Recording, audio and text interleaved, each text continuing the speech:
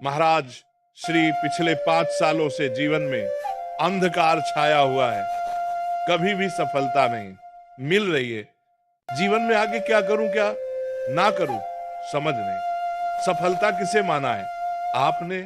महाराज जी श्री जी में पढ़ाई पूरी की और मैंने श्री जी से कहा कि मैं अब क्या करूं। उन्होंने मुझे कुछ संकेत दिए थे कि आप सरकारी में जाइए और प्रभु की सेवा करिए। फिर सफलता नहीं मिल रही उसमें, एग्जाम में, और अभी है। आप हमारी बात समझिए, आपको श्री जी ने संकेत किया और आप सफलता नहीं प्राप्त कर।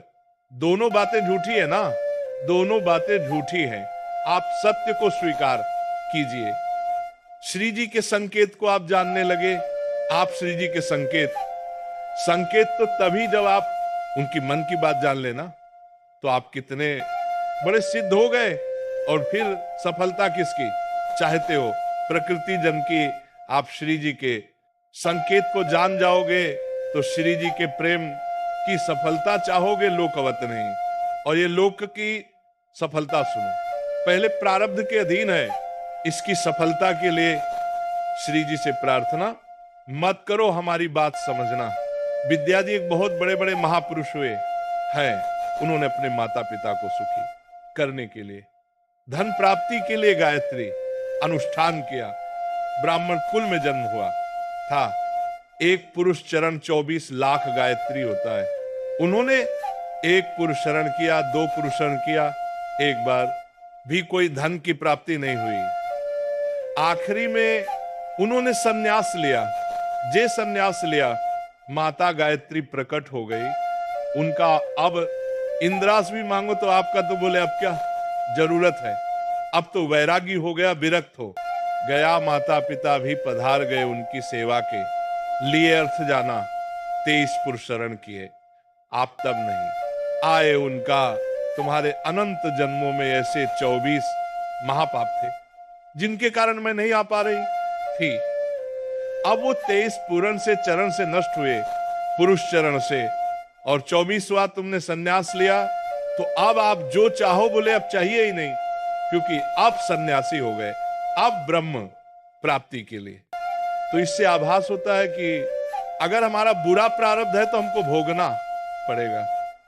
हम कितना भी प्रयास करें वह हमें, तो हम क्या करें इसमें जिससे हमें परम शांति हो? प्रभु के नाम का जप करते हुए उन पर दृष्टि लगाएं कि प्रारब्ध से हमारा भरण पोषण, शरीर का भले हमारा भरण पोषण आपसे होगा नाथ। तो वो एक ऐसे है जो आपके प्रारब्ध को भी मिटा देंगे। वो ऐसे शरणागत वत्सल है कि सब लिखा पढ़ी अलग कर देंगे। सुदामा मामा जी को दरिद्रता का योग था। ऐसी दरिद्रता कई कई दिन तक भिक्षा नहीं मिलती थी। ये जितने भी चरित्र हमारे लिए उदाहरण है। मांगने जाते थे तो मांगने से भी नहीं मिलता था। कई कई दिन, एक दिन उनकी पत्नी ने कहा कि हमारा आपका तो चरणामृत से भी गुजारा, 2 दिन 3 दिन हो, 4 दिन हो, छोटे छोटे बच्चे तो मर जाएंगे, ऐसे कुछ। तो उन्होंने कहा श्री कृष्ण के सिवा हमारा कोई नहीं। अब हम क्या कर सकते हैं? प्रारब्ध जब बिगड़ता है ना, वो कोई सफलता नहीं होने देता। तो एक दिन श्री रुक्मणी जी प्रसाद ठाकुर जी को भोग पा रही थी और वो ऐसे रोक उदास हो गए।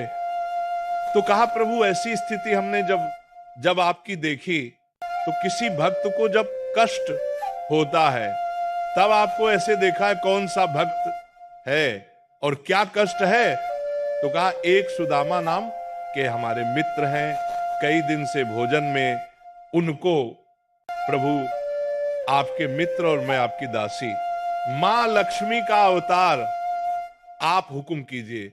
लोक की संपत्ति वहां बोले उसको चाह नहीं है, हमारे मित्र को चाह नहीं है, और चाहना होने पर हम विवश हैं। अगर वह चाह कर ले तो सारी व्यवस्था हो जाए। बोले पैदा करो जाके चाह, बोले उनके हृदय में तो नहीं पैदा कर सकते हम भी, क्योंकि जिस हृदय में भगवान का आश्रय और निरंतर चिंतन है वहां माया की चाह नहीं होती। बोले उनकी पत्नी के हृदय में बोले प्रयास करते हैं जाके। भगवान संत वेश में गए, भिक्षाम दे निकली।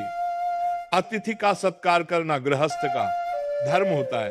हाथ जोड़ा और कहा हम असमर्थ हैं, आपको भिक्षा नहीं दे सकते। क्यों? बोले हम अपवित्र हैं, हमारे ऊपर सूतक लगा हुआ है। किस बात का सूतक? हमने एक पुत्र जन्मा है। तो ठीक है, हम 101 दिन बाद आ जाएंगे। बोले नहीं, आजीवन अपवित्र रहेंगे। वैसा कौन सा? बोले दरिद्रता रूपी विद्वान की पत्नी है, तो ऐसे उनका दरिद्रता रूपी पुत्र का जन्म, अर्थात सीधे कि मैं नहीं दे सकती या देने योग्य नहीं, ऐसा ना। कहीं उनका मैं अपवित्र हूं तो दरिद्र कैसे हो सकते हो? जिनके पति के मित्र द्वारिकाधीश भगवान श्री कृष्ण है, वो दरिद्र कैसे हो सकता है? एक बार कहो ना। अपने पति से चले गए। जो सुदामा जी आए तो कहा कि देखो आज एक अतिथि आए थे, उनको मैं कुछ नहीं दे पाई। मुझे बहुत कष्ट है कि मेरे पुत्र और आए हुए अतिथि का भी हम स्वागत नहीं कर सकते। उनका भरण आपके मित्र द्वारिकाधीश प्रभु श्री कृष्ण, सुदामा जी ने कहा बोले चले जाओ ना, वो कुछ ना कुछ सहयोग कर देंगे। तो बोले हम ऐसे मित्र नहीं बनाए कि वो हमारा सहयोग करें। कभी नहीं मर जाऊंगा, पर उनसे ये नहीं कहूंगा कि आप हमारा बोले मत कहना। दर्शन के लिए तो चले जाओ। वो सुना है, इतने उदार है कि जाने पर ही दे देंगे। स्वामी ने कहा दर्शन के लिए तो जा सकते, बहुत दिन हो गए, ठीक है, पर मित्र के पास जाए तो कुछ ले जाना चाहिए। मेरे पास तो कुछ नहीं है ना। पड़ोस में जैसे किसी से मांगने गई तो अरे समय जब बिगड़ता कोई नहीं होता, साथ एक ने थोड़ी उदारता दिखाई।